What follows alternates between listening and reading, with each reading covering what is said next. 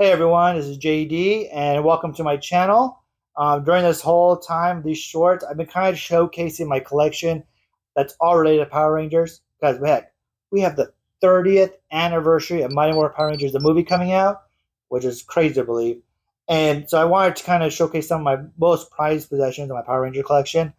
And I've shown you guys some of the Funko Pops, some of the other collectibles I've picked up over the years. But this is probably the most expensive thing in my collection, and the thing I cherish the most as a collector. And it is this right here. So these are the helmets of the Power Rangers right here. So you got the little Power Ranger helmets. Who knows that they are autographed? This was a mission of mine years ago to try to see if I can get all the original Power Rangers autographs. Unfortunately, I knew I wasn't going to be able to get the original Yellow Rangers because she had passed away years ago.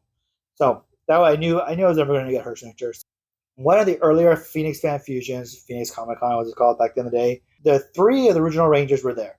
So you had Billy, you had Jason, and you had Zach. And they were going to be doing autographs there. Got all three of those.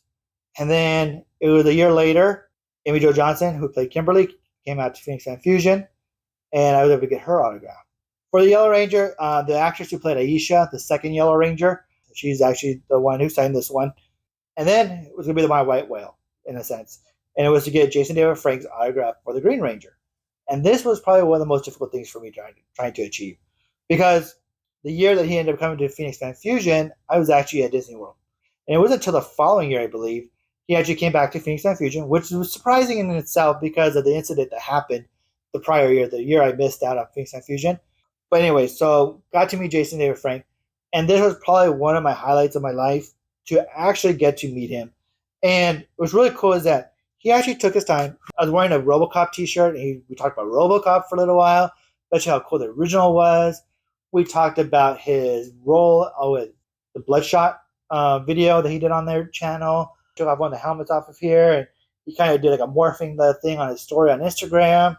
It was such a great highlight. You even got a photo with him, which I didn't do that with any of the other Rangers. Now I kind of wish I did. And it's crazy to meet somebody that you idolize when you're so little, and to be.